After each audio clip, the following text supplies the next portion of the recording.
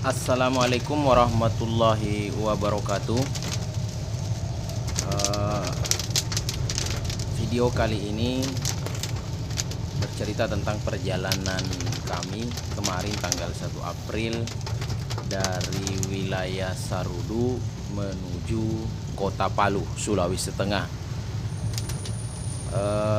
Kita bisa lihat bersama-sama teman-teman jalan yang begitu lowong.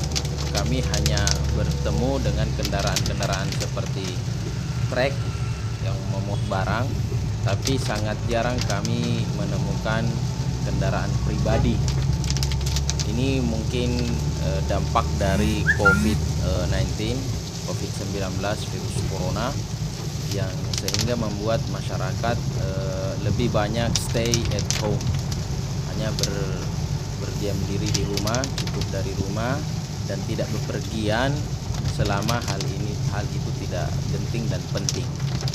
Nah, kenapa kami melakukan perjalanan kemarin dari Sarudu menuju Palu? Karena kami akan menjemput kecambah sawit yang sudah dikirim dari Kota Medan.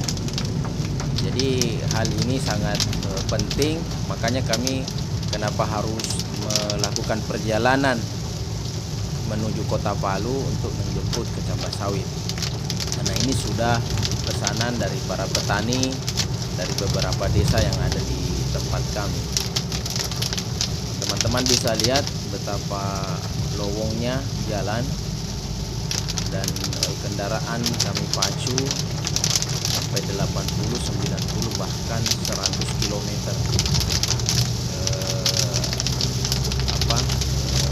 kecepatan kendaraan yang bisa kami pacu karena saking kosongnya kendaraan. Apalagi kemarin perjalanan kami dalam kondisi cuaca juga mendung dan akhirnya hujan, tidak deras juga. Cuman sepanjang jalan kami dari Sarudu sampai ke wilayah Ike itu diguyur hujan. Nah, teman-teman bisa lihat itu kosongnya kendaraan di jalan Trans Sulawesi, dikarenakan memang mungkin kesadaran masyarakat yang tidak ingin keluar rumah kalau tidak terlalu penting dan terlalu genting. Dan itu jauh lebih baik sebenarnya. Sekali lagi, kenapa kami keluar? Karena kami ada urusan yang memang harus kami selesaikan, yaitu penjemputan kecambah sawit di PPKS, dari PPKS Medan. Lihat kendaraan yang kami gunakan ini mobil Strada 4x4 Bontewin. Memang kami sering gunakan untuk menjemput kecambah di Palu, dan sebentar lagi kami akan masuk di wilayah Tike. Nah, ini video yang kami ambil di wilayah Tike atau di daerah Tike, yang memang masih ada beberapa titik ruas jalan yang masih dalam proses perbaikan, karena memang tanah di daerah Tike ini agaknya gambut, makanya sudah sering dilakukan pengaspalan, tapi akhirnya jatuh atau banyak lubang atau rusak kembali jalannya karena memang pondasi tanahnya gambut. Tapi mudah-mudahan perbaikan kali ini betul-betul maksimal, karena menggunakan beberapa alat berat yang tidak seperti biasanya. Terus titik jalan yang rusak ada sekitar 5 atau 6 titik yang masih dalam proses perbaikan, tapi sudah agak lumayan ketimbang hari-hari sebelumnya, karena sebelum dilakukan perbaikan banyak jalan yang berlubang. Tapi sekarang walaupun belum pengaspalan, tapi jalannya sudah rata atau sudah dalam tahap pengerasan, walaupun belum dalam tahap pengaspalan. Nah, teman-teman bisa lihat, jadi wilayah Tike ini kanan kirinya akan jarang sekali kita temui rumah penduduk, karena memang di kanan kirinya ini lebih banyak pohon sawit, dan ini dimiliki oleh dari pihak perusahaan dan dari masyarakat wilayah Tike. Nah, ini termasuk daerah jalan yang masih proses tahap perbaikan, sepotong jalan perbaikan, sepotong aspal, dan begitu seterusnya, mungkin ada 5-6 titik. Nah, ini yang sepertinya di depan ini yang tampil sekarang yang jalan yang paling panjang titik rusaknya. Nah, teman-teman bisa lihat alat beratnya. Mudah-mudahan pekerjaan kali ini jauh lebih maksimal dan kekuatan jalan aspal kali ini bisa bertahan lama dibanding sebelum-sebelumnya. Kami juga melihat Bapak penjual sayur tetap juga berjuang bekerja hari ini karena ingin menghidupi pastinya keluarganya, walau dalam kondisi virus corona yang bisa mengancam siapapun sebenarnya. Ini masih di wilayah Tike. Nah, ini masuk jalan yang aspal lagi, dan sebentar kami akan memperlihatkan satu warung sarapan pagi di wilayah Tike yang sangat rekomendasi. Assalamualaikum warahmatullahi wabarakatuh guys. Pagi-pagi kita singgah di daerah Tike makan gogos. Jadi hari ini kami yang menguasai jalan. Tidak ada kendaraan, sunyi senyap. Banyak orang yang tidak berkendara.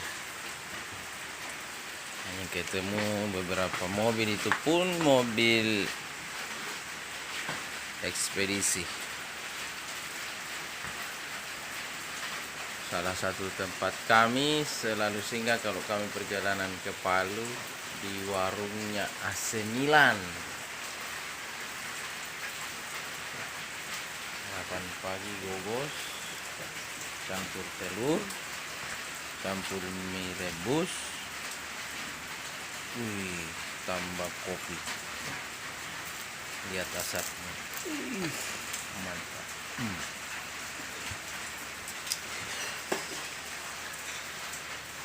Jadi buat teman-teman yang perjalanan ke daerah Pasangkayu boleh singgah di sini. Tapi info gogos itu lebih cepat habis. Tapi tidak tahu kalau dalam kondisi kali ini karena jarang orang lewat, bisa jadi gogosnya tidak cepat habis.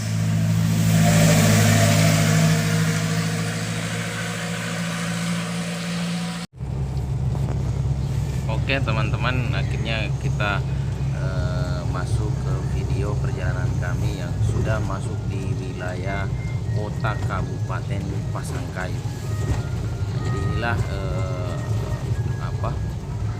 awal kota Pasangkayu yang jalur atau jalan provinsinya sudah jalur 2. Ini juga di kota Pasangkayu juga sangat lowong kendaraan, sangat jarang orang yang beraktivitas. Bisa jadi kemungkinan karena kondisi COVID-19, virus corona, ditambah lagi memang cuaca lagi hujan. Ini perjalanan di tengah-tengah kota Pasangkayu Mamuju Utara. Jadi di jalan poros atau jalan trans di kota Kabupaten Pasangkayu ini dipenuhi beberapa perkantoran, perbankan, dan lebih banyak didominasi oleh pedagang-pedagang swasta di sepanjang jalan poros kota Pasangkayu. Nah, di sini juga masih diguyur hujan, tapi tidak begitu deras. Tidak seperti pada saat kami start dari Sarudu yang memang hujannya lebih deras. Di sini kita bisa lihat teman-teman aktivitas warga Kota Pasangkayu yang tidak begitu padat. Sangat jarang kami lihat kendaraan. Adapun aktivitas yang kami bisa pantau, yang kami lihat itu lebih banyak aktivitas di kantor-kantor perbankan.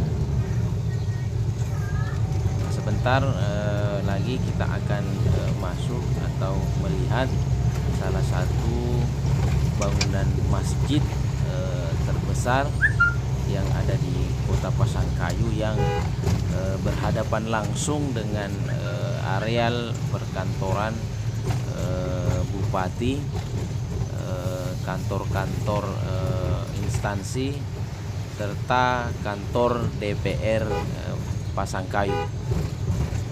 Jadi satu areal kantor DPR, bupati dan instansi yang lainnya itu satu areal, dan di depannya ada masjid yang terbesar di Kabupaten Kota Pasangkayu. Nah, di samping masjidnya ada ruang terbuka hijau Art Pasangkayu. Nah, ada juga ruang terbuka hijau di samping masjidnya, menjadi tempat warga Pasangkayu untuk berkumpul pada sore hari bahkan sampai malam hari. Ini teman-teman bisa lihat bangunan masjid yang paling besar di Kota Pasangkayu yang berhadapan langsung dengan areal perkantoran, dari kantor DPR, bupati dan instansi-instansi yang ada di Kabupaten Pasangkayu. Nah, ini yang saya tadi maksud areal taman atau ruang terbuka hijau Art Pasangkayu. Nah, di depan ini akan ada bundaran dengan Tugu Smart Pasangkayu. Ini akses menuju keluar Kota Pasangkayu menuju Sulawesi Tengah. Di sini ada bundaran. Di sini terpampang jelas tulisan kantor Bupati Pasangkayu. Jadi seperti itu kondisi Kota Pasangkayu kemarin pada saat kami melakukan perjalanan menuju Kota Palu. Mungkin begitu dulu liputan kami atau video kami hari ini. Assalamualaikum warahmatullahi wabarakatuh.